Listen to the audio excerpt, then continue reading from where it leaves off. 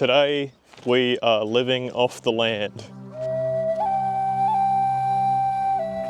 We're in the average Australian backyard right now, looking for subjects, which I think I have just spotted. So now is probably a good time to discuss why we're putting a BARRA in the 33 as opposed to sticking with the RB that it came with from factory. Say you're driving your 33, having a chilled time, and then you throw a rod. Your next course of action is usually to go to Crackhead Marketplace and score yourself a deal on a 30-year-old unknown condition motor, which sucks, because I've done that like 4 times now. Each time it has sucked. Whereas if you go for a BARRA, where the fuck are the Falcons do? Whereas if you stick with something a little bit more domestic, such as a BARRA, you can come to basically any average Australian backyard and find yourself a replacement anything. Alright, so what I'm going to do is I'm going to take a count of every RB powered car here at the wrecker, and then I'll get a count of every BARRA powered car, and you can compare the two and see which one's more viable. Falcon, Falcon, Falcon, Falcon is going to suck. Falcon, Falcon, Falcon, Falcon, Falcon, old Falcon, Falcon, Falcon, Falcon, Falcon, Falcon, Falcon, Falcon, Falcon, Falcon, Falcon, not a Falcon, Falcon, Falcon, Falcon, Falcon, Falcon, Falcon, Falcon, Falcon, Falcon, Falcon, Falcon, Ford Falcon, Falcon, Falcon, Falcon, Falcon, Falcon, Falcon, Falcon, Falcon. Falcon. So we're here today just to get a couple of parts. I just need a throttle pedal and a alternator loom. Basically that's all I need to finish the wiring in the car. So now all we've got to do is pick a subject and start yoinking parts from it. So we've located today's specimen and now we're just going to yoink some parts from it. So we've acquired the FG pedal and the starter / alternator loom. Our job here is done. It's getting quite toasty, so we're going to head back to the shop now and we'll start wiring it all up and I'll show you how it's all done. So now we're going to chuck on a couple of things which I haven't shown just yet. We've got the alternator and the starter motor that we're going to use. I'm pretty sure all BARRAs basically use the same starter, but the alternator is different between BABF and FG from what I know. So BABF run a dumb alternator which just uses like a traditional charging light, which you can find in the cluster of most cars, and FG uses one that's controlled through the PCM, but for ease of conversion we're just going to use the BA one and hook it up to the original charge light in the cluster. So the alternator's in and so is our starter motor. So I've got our looms here. This is going to be our starter motor loom. This is the one we've pulled straight off the Falcon. The only modification we've done to this is we've lopped off the battery terminal and replaced it with a L terminal there. So this is going to go on our fuse box, and then our other end will go to our starter motor. The other loom we have here is our alternator loom. So this end is going to go to the alternator and this end will go to the fuse box. It'll basically link our starter and alternator looms together along with our battery terminal, which runs all the way to the boot. The only modifications we're going to do to this is just the alternator plug. So previously we had a LS alternator on our car, which is very convenient because LS's and Falcons both run the same alternator plug. They're identical. So that's already tapped into our body loom, which has our volt reference and our charging light for the alternator. So all I'm going to do here is basically skin this loom. So we're just going to use alternator plug from this and plug it into the factory loom, and this also has our start wire in it. We're going to make sure to keep that, and we'll tie this into the BARRA loom because we're not going to be using the ECU to trigger the starter. We're going to use the factory relays. So very roughly I've got the alternator loom on, I've got the starter motor loom, and then I've got the body loom. So this is our alternator plug and our start trigger wire on. It looks garbage. I'll tuck this at a later date, probably off camera, because it's going to take a while to think about how I want to route it cleanly. But I did have to extend the start trigger wire to match the length of the starter 12 volt power. This pretty much concludes 90% of what we have to do on the bay. The only other thing we have to do is run the power for our new fuse box down to the starter, which is going to supply our new fuse box 12 volt. Moving on inside now. So to start off with, I'll mount this fuse box back up, I'll get the ground in place, and then I'll run the 12 volt main feed to the starter motor so that all has power. Alright, so we've got the 12 volt main power hooked onto our starter motor now, grounded our fuse box as well, so our relay should all work now. So I've gone ahead and plugged plug A into our ECU, just to see where we can chuck this thing, and I think, funnily enough, we might be able to tuck it in the factory location, which would be sweet. So our next course of action is going to be installing our patch loom, which is pretty simple. We're going to be connecting this DTM style connector to this one, which comes out of our fuse box. That's going to supply the necessary powers to this plug and this plug, I believe. And then everything else is pretty simple to wire in. So we've got our cluster wiring here, we've got the connector for our pedal, and we've got our OBD, which is important because that's how you tune these ECUs, is via OBD. So we'll mount this up somewhere, and then we've also got our ignition and start wire, which is very easy. I'll show you how to find those in most cars with just a test light. I'll get cracking on this and I'll plug it all in.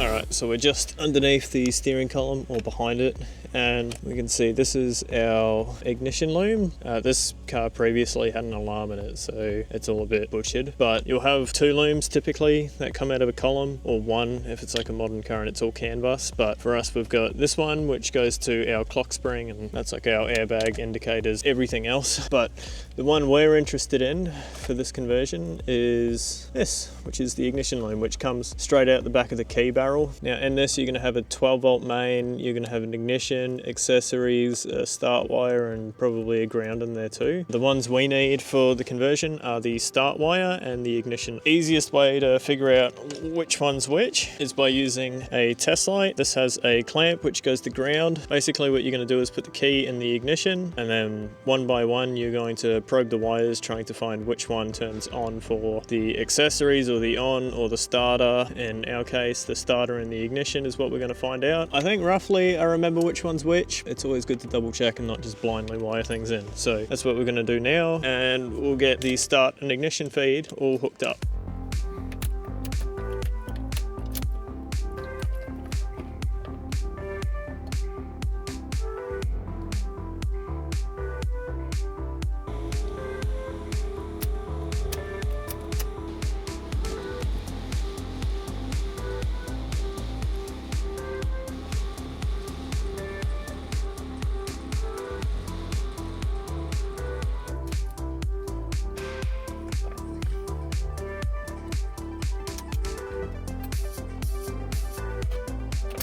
So our start and ignition wires are now hooked in. If anyone is doing this on their 33, specifically Series 1, I don't know if there's a difference between Series 1 and Series 2, but this car's a Series 1. The start wire is a white with a red trace, and then the ignition on is black with a red trace.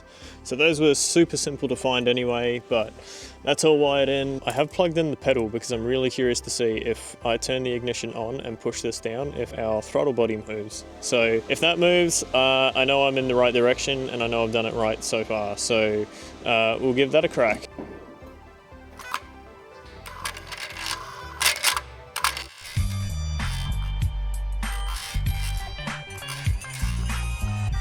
So I've just very temporarily wired in the positive from the fuse box into the relay trigger. Now in theory, the pump will prime and the fuel system should see pressure if old Benny boy gives it a crank.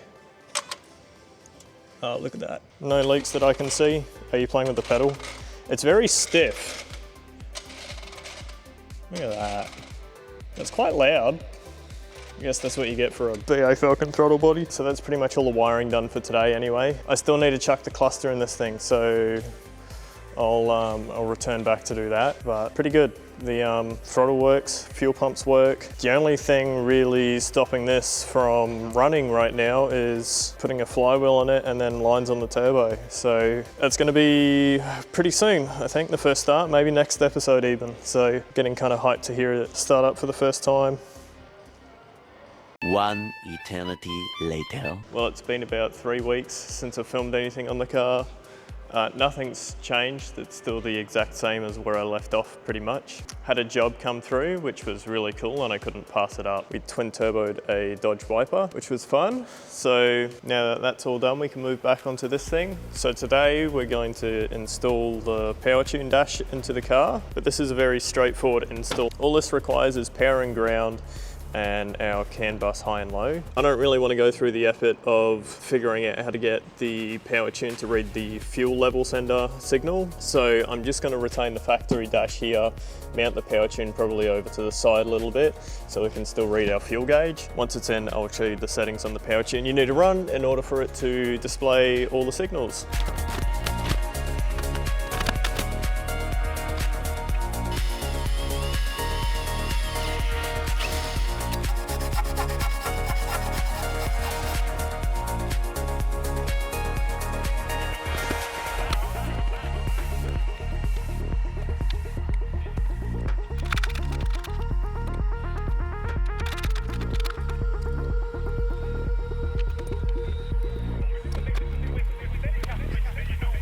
The dash is sitting up there now. We've got our CAN bus to wire in and then just our power and ground, and she should be sweet.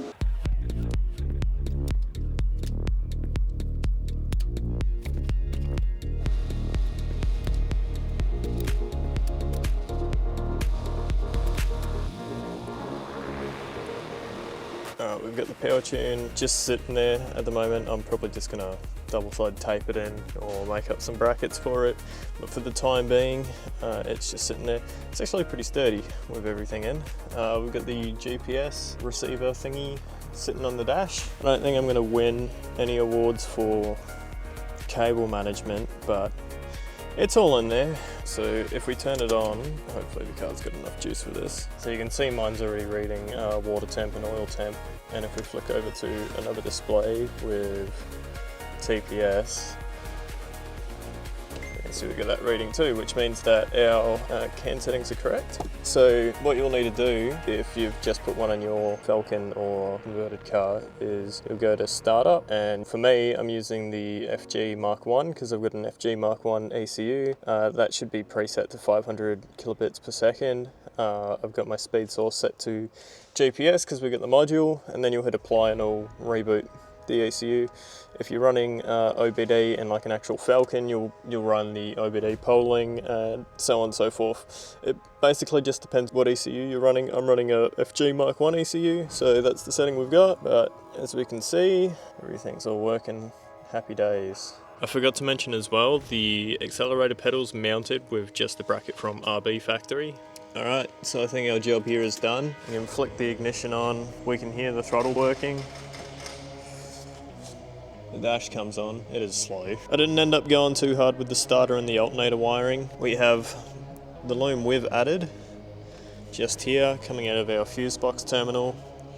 It tucks underneath our caster arm here, then comes back up, and it just routes straight to our starter, and then we have our 12 volt feed for our fuse box coming off that. You get an idea of what it's going to look like when it's all said and done. The loom isn't completely run. I don't have the injector plugs in at the moment. They're all hanging underneath the plenum. I'm probably going to end up welding little brackets to the plenum so I can tuck the loom under, because there's no other real good way of doing it. But for our case, I think it's clean enough. It all works. It all clears. Our fuse box install's pretty much all done too. Our wiring's all just tucked under here for now, and our ECU's behind our kick panel. Hopefully you can see that. Our dash is alive and running. It's not mounted for now. I'll probably end up just double side taping it. I feel like that's going to be the easiest solution. My boot is an absolute mess of spare parts at the moment, so I just get around to tucking and mounting the fuel pump wiring when I clean this out a bit, because that's not going to be much. That's probably just going to be a couple of P-clips along the bottom there, and that'll be it. So that's probably going to be it for this video. Hopefully next one I can get the clutch in and the power steering pump, so I can do the clutch line and the power steering lines. If the clutch is in, I should be able to start it as well, so that's going to be pretty cool. Should be able to hear it for the first time. Hopefully I can get that out within a week or two, but we'll see how we go.